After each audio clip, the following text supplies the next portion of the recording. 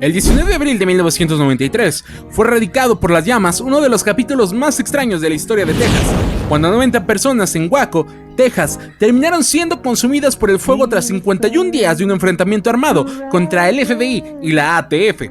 Aquellas personas fueron lideradas por un individuo sin igual, David Koresh, quien aseguraba ser la segunda venida de Cristo a la tierra. Pero de ser así, esta vez Jesús venía acompañado de ametralladoras y rifles calibre 50. Pero empecemos desde atrás. ¿Quién carajo fue David Koresh? Maybe God is the one, maybe, not for sure, but maybe God is the one that's indicted a good man. Cult leader David Koresh apparently remains holed up in his heavily armed fortress, and we assume that negotiations with law officers continue.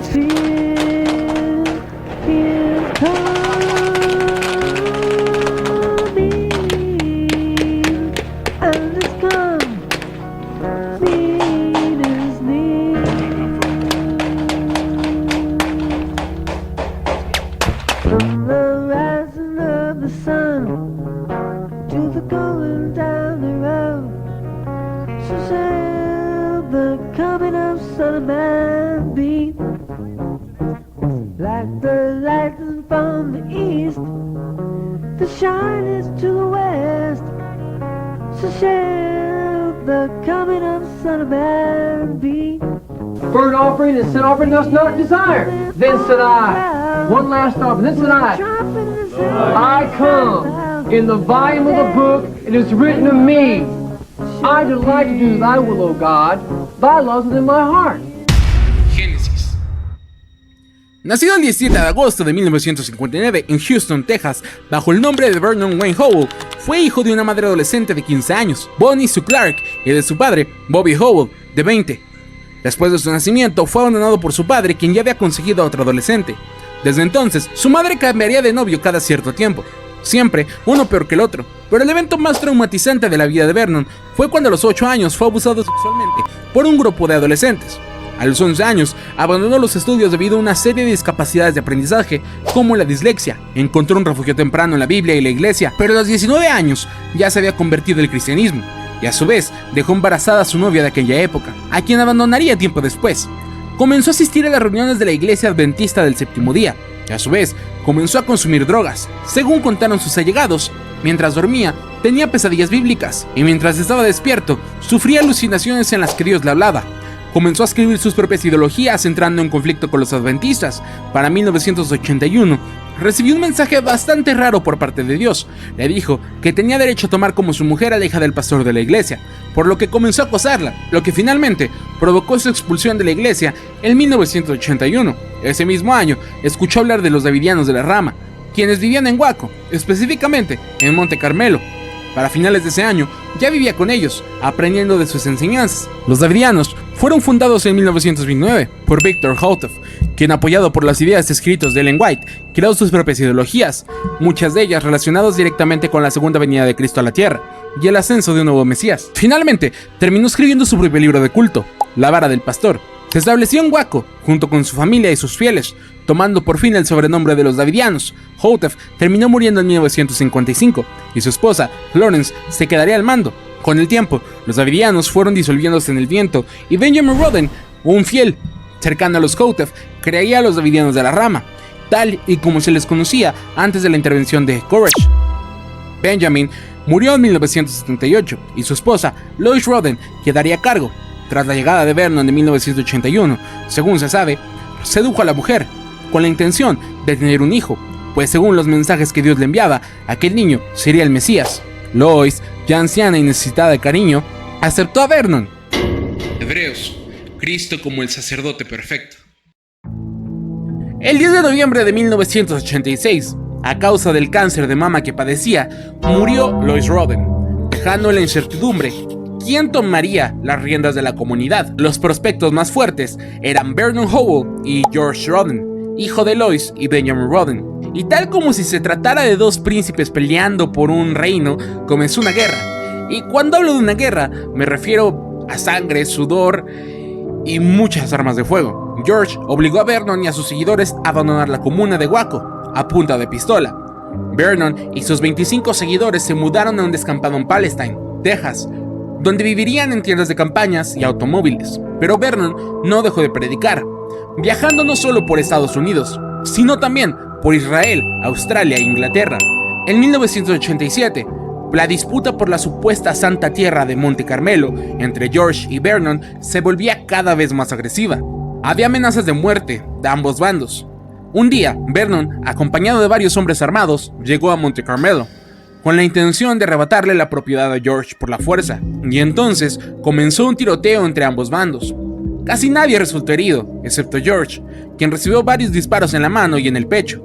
Afortunadamente, Vernon sobrevivió. Junto con varios de sus seguidores, fue arrestado. Sin embargo, al no alcanzarse un veredicto unánime, durante el juicio fue dejado en libertad, y así continuó su ascenso dentro del movimiento, retomando el control de Monte Carmelo. Para 1988, Vernon ya tenía su propio círculo de confianza. En especial, había desarrollado una relación cercana con Steve Snyder, a quien llamaba el lugarteniente. Fue precisamente junto a él que viajó a Reino Unido, concretamente al colegio de la Iglesia Adventista del Séptimo Día en Newbold, Berkshire, donde predicaría sin el conocimiento de los encargados del colegio, logrando reclutar a 3 estudiantes. Y así fue como el mensaje de Vernon comenzó a propagarse como si fuera una infección. Predicó cada vez más y convenció a muchos de que él era el Mesías y de que debían de viajar a su rancho en Texas, porque ahí sería donde todos juntos esperarían el apocalipsis. Después de regresar de Israel, Vernon Howell comenzó a transformarse en algo más que un simple predicador. Sus delirios mesiánicos crecían cada vez más, hasta el punto de abandonar su propio nombre. En 1990, Vernon Wayne Howell cambió legalmente su identidad. A partir de entonces, sería conocido como David Koresh, una combinación cuidadosamente elegida. David, en honor al rey bíblico del que, según las profecías, descendería el Mesías, y Koresh, la versión hebrea de Ciro el Grande, un gobernante que la Biblia describe como un elegido de Dios. Durante esa época, en Palestine, fue donde comenzaron los horrores. David comenzó a trabajar para que todos sus seguidores dependieran únicamente de él. Racionaba la comida y el agua, decidía dónde dormía cada quien. Comenzó a decir que sus revelaciones divinas le habían hecho entender que él era el único hombre que debía tener relaciones con las mujeres de la comunidad. Según decía, Dios le había otorgado el divino derecho de tener 140 esposas, y así comenzó a tomar como sus esposas a las mujeres dentro del culto. También les dijo a los hombres que ya no podían tener relaciones con sus propias esposas, pues él era el único que podía engendrar hijos, y formar la llamada Casa de David, un linaje que supuestamente tendría una gran importancia durante el apocalipsis que se desataría en Waco. Según contaron los supervivientes, todas las noches tomaba una mujer diferente, a veces niñas entre 10 y 15 años, pues David había determinado que a esas edades ya eran mayores de edad. Las niñas ansiaban crecer y convertirse en una de sus esposas, eso sí, siempre con el consentimiento de los padres de las niñas, que evidentemente no tenían derecho a otorgar. Las más conocidas son Karen Doyle, de 14 años, y Michael Jones, de 12. Para ese entonces, afirmó tener visiones que le revelaban que los gobernantes de Estados Unidos eran los enemigos de la iglesia, reafirmando así su teoría que el apocalipsis tendría lugar en territorio estadounidense. A la par, su comportamiento se volvió cada vez más agresivo e irracional. Tenía delirios de persecución y les decía a sus fieles que sus enemigos vendrían y los matarían a todos. Comenzó así a reunir una cantidad exagerada de armas y municiones, entre las que figuraban ametralladoras y rifles de francotirador calibre 50, conocidos por la capacidad de atravesar armaduras militares. Finalmente, uno de los miembros terminó huyendo de Monte Carmelo. Su nombre era Mark Brown, y acudió a la policía para contar todo lo que estaba ocurriendo, que a su vez provocó que la Agencia de Alcohol, Tabaco y Armas de Fuego, también conocida como la ATF, se interesara en el culto y comenzara a investigar. Un momento, antes de continuar, recuerda suscribirte al canal para más videos y seguirme en mis redes sociales que están en la descripción. A finales de 1992 comenzó a planearse una operación para desmantelar el arsenal que poseían David y sus seguidores. Para ello, la ATF envió un infiltrado al interior del culto. Su nombre era Robert Rodríguez, quien se hizo pasar por un estudiante interesado en las enseñanzas de David. Durante meses acudió a las reuniones de la secta, descubriendo así que el grupo poseía un arsenal valorado en aproximadamente $250,000 hasta el fatídico 28 de febrero de 1993. Aquella mañana, aproximadamente a las 9, un convoy de 76 agentes armados de la ATF se dirigió hacia Monte Carmelo. Preguntaron a un hombre que se encontraba con su hija si sabían dónde estaba la iglesia de los Davidianos de la Rama, y él, en aparente amabilidad, les dio indicaciones para llegar, sin que los agentes supieran dos cosas muy importantes. Aquellas direcciones eran falsas, y aquel hombre era nada más y nada menos que Steve Snyder. Inmediatamente, Steve se dirigió a la comuna, un gran complejo de habitaciones construido casi por completo de madera. Una vez allí, le informó a David que la ATF se encontraba cerca. Koresh ordenó de inmediato que las mujeres y los niños fueran encerrados en una habitación, mientras que los hombres tomaban las armas. Robert Rodríguez, quien también estaba allí aquella mañana, entendió de inmediato lo que estaba ocurriendo. Abandonó el complejo tan rápido como pudo y llamó a los agentes del operativo. Pero ya era demasiado tarde para detener lo que estaba a punto de suceder. Los agentes de la ATF gritaron desde el exterior para que Koresh saliera del edificio. Al mismo tiempo, un camión de reporteros que se había enterado de la operación llegó al lugar. Según el relato de varios agentes, Koresh abrió la puerta lo suficiente para sacar la cabeza y una mano, solo para decirles que abandonaran su propiedad, y volvió a cerrar la puerta. Los agentes insistieron una vez más. Le ordenaron salir del edificio, pero antes de que pudiera ocurrir cualquier otra cosa, sonó el primer disparo. Y en cuestión de segundos, el infierno se desató en Monte Carmelo. 90 minutos fue lo que duró aquel fuego cruzado. Los agentes disparaban desde detrás de cualquier cosa que pudiera servirles de cobertura. Algunos intentaron entrar por las ventanas, pero los davidianos los superaban en número, y además contaban con armas más poderosas. Las ametralladoras y los disparos pausados de los rifles calibre 50 resonaban por todo Monte Carmelo. Los davidianos disparaban desde detrás de las paredes de madera, dificultando que los agentes pudieran identificar sus posiciones. Mientras tanto, dentro del edificio, las mujeres y los niños vivían el terror encarnado. Una de las balas alcanzó a una de las esposas de David, muriendo en el lugar, y otra alcanzó a un anciano que quedó gravemente herido sobre el suelo. Mientras tanto, los agentes caían uno tras otro. Los helicópteros sobrevolaban el complejo, tratando de identificar de dónde provenían los disparos del francotirador. Pasados los 40 minutos de combate, uno de los agentes, convencido de que no saldrían con vida de allí, tomó una decisión bastante desesperada. Gritó a los reporteros que estaban grabando la escena, que en esencia eran civiles y no debían de intervenir en el conflicto, y les pidió que llamaran a todas las ambulancias disponibles, y así lo hicieron. Los periodistas contactaron a sus centrales de noticias, y estas, a su vez, alertaron a los servicios de emergencia. Pero Monte Carmelo estaba prácticamente en medio de la nada, y las ambulancias tardarían en llegar. Finalmente, alrededor de las 11:30 de la mañana, ambas partes negociaron un alto al fuego por medio de gritos. Cuando el silencio regresó al complejo, el saldo era devastador. 6 davidianos habían muerto, 4 agentes de la ATF también habían perdido la vida, y otros 16 agentes habían resultado gravemente heridos. Al ver que las ambulancias aún no llegaban, los sobrevivientes comenzaron a evacuar a los heridos como pudieron. Incluso pidieron ayuda a los propios reporteros, quienes colaboraron transportando heridos en sus vehículos, hasta que lograron llevarlos a zonas donde pudieran recibir atención médica. Pero el secreto de lo que había ocurrido en Monte Carmelo no duró mucho. Las imágenes del enfrentamiento comenzaron a transmitirse casi de inmediato, y millones de personas en todo Estados Unidos observaron en tiempo real el inicio de una crisis que estaba lejos de terminar.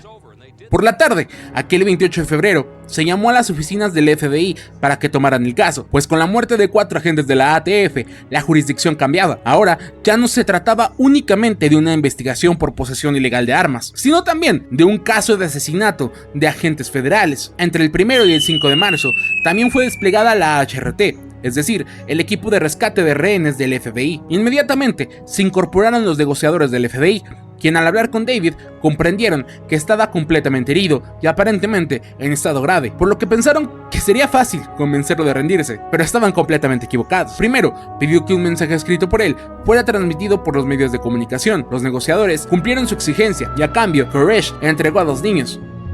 What can we do right this minute to get things moving so we can get this thing maybe resolved today? Well, you can tell these agents that as an American citizen, somebody has stepped on my property and there's going to be some butt whooped over this. Either my butt or it's going to be their butt. We resolve this. I mean, how could we save these children and Y así continuó durante los siguientes días, entregando menores poco a poco, de dos en dos, a cambio de que sus demandas fueran satisfechas. Muchos de aquellos niños eran hijos biológicos de Koresh. En varias ocasiones aseguró que estaba dispuesto a rendirse, pero siempre ocurría lo mismo. Al último momento afirmaba que había recibido una visión divina y que Dios le había ordenado permanecer dentro del complejo. Mientras tanto, dentro del FBI se estaba librando otra guerra, una guerra de poder. Por un lado estaba la HRT, que quería resolver la situación mediante la fuerza, y por otro lado estaban los negociadores, quienes preferían mantener el diálogo, aunque eso implicara gastar más tiempo y recursos. Temían que una intervención precipitada provocara una tragedia. Muchos miembros de la HRT subestimaron el poder que la fe de Koresh ejercía sobre sus seguidores, un error que volvería a repetirse en varias ocasiones. Al ver que no se llegaba a ningún acuerdo, se decidió que ambos equipos trabajarían por separado, pero manteniendo comunicación constante, esperando que alguno encontrara una solución. Para el 10 de marzo, Koresh le dijo tanto a sus fieles como a los negociadores que el apocalipsis había llegado. Para mediados de abril, el FBI intentaba hacer el entorno de los davidianos cada vez menos cómodo. Les cortaron el suministro de agua y de electricidad, y a su vez, la HRT comenzó a planear lo que sería una intervención forzada. Pero al principio la preocupación principal eran los rifles calibre 50, pues como ya dije, eran capaces de penetrar blindaje militar. Desde bases militares cercanas se solicitó apoyo con vehículos blindados. El New York Times describió el despliegue de la siguiente manera: el FBI ha establecido lo que es probablemente la mayor fuerza militar jamás reunida contra civiles sospechosos en la historia de los Estados Unidos.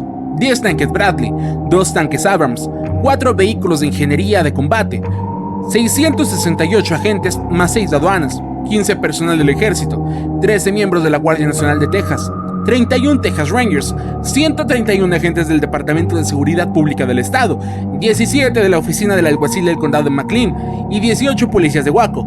En total, 899 personas. El plan era utilizar los blindados para aumentar la presión sobre el complejo, pero más allá del aspecto táctico, muchos consideran que también existía un componente mediático, una demostración de que nadie podía desafiar al gobierno federal de aquella manera.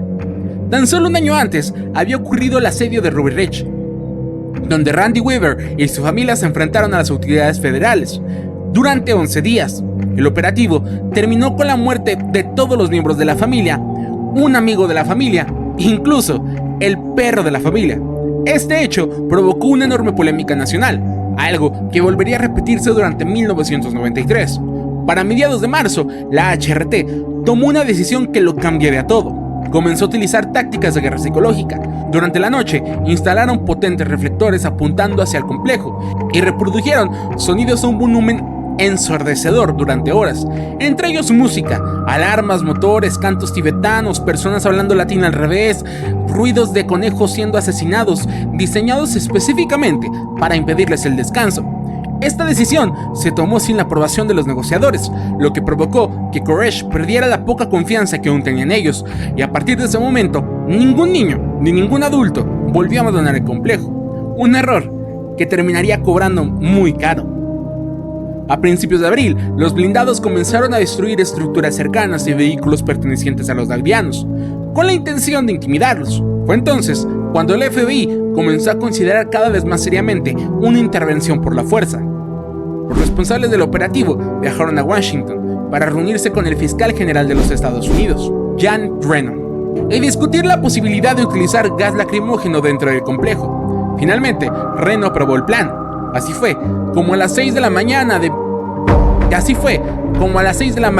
19 de abril de 1993, tras 51 días de asedio, comenzó la operación final.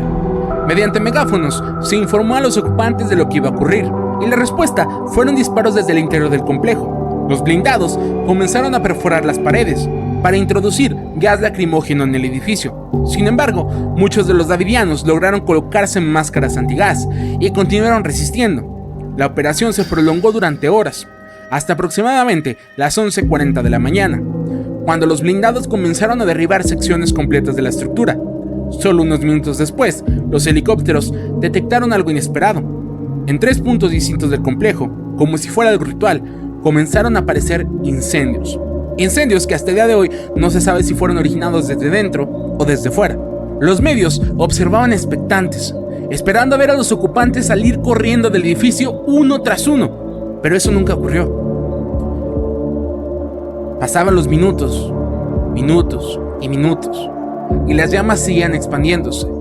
Aproximadamente a las 12:25 del mediodía, se escuchan nuevos disparos dentro del complejo. Pocos minutos después, el complejo entero quedó envuelto por el fuego, y en cuestión de minutos, dejó de existir. Monte Carmelo se había convertido en cenizas, poniendo fin a la Guerra Santa de Waco. Evidentemente, el gobierno fue duramente cuestionado por el desenlace tan trágico de esta operación. Muchos consideran que de haber continuado las negociaciones, numerosas vidas habían podido haberse salvado. El saldo final fue de 86 muertos, entre ellos David Koresh, y al menos 28 menores de edad. Al día siguiente de los hechos, el presidente Bill Clinton declaró: "No creo que el gobierno sea responsable del hecho de que un grupo de fanáticos decidiera dar su muerte. Apenas llevaba 3 meses en el cargo, y aquel se convirtió en el primer gran escándalo de su presidencia. La opinión pública quedó profundamente dividida entre quienes culpaban al gobierno federal y quienes consideraban que los davidianos eran responsables de su propio final". Stuart Arkwright, profesor especializado en sociología de la religión, comentó años después que en una encuesta hecha pública al año siguiente, una ligera mayoría de adultos culpaban en gran medida al gobierno federal por lo ocurrido en Waco. Pero quizá la consecuencia más terrible de Waco llegaría 2 años después. El 19 de abril de 1995, cuando Timothy McVeigh perpetró el atentado de Oklahoma City, inspirado en parte por los acontecimientos ocurridos en Monte Carmelo, un acontecimiento que él mismo logró ver en carne propia, un ataque que finalmente se convertiría en el atentado terrorista interno más mortífero de la historia de los Estados Unidos de América. Let my right hand forget who cut it. If I not make thee, if I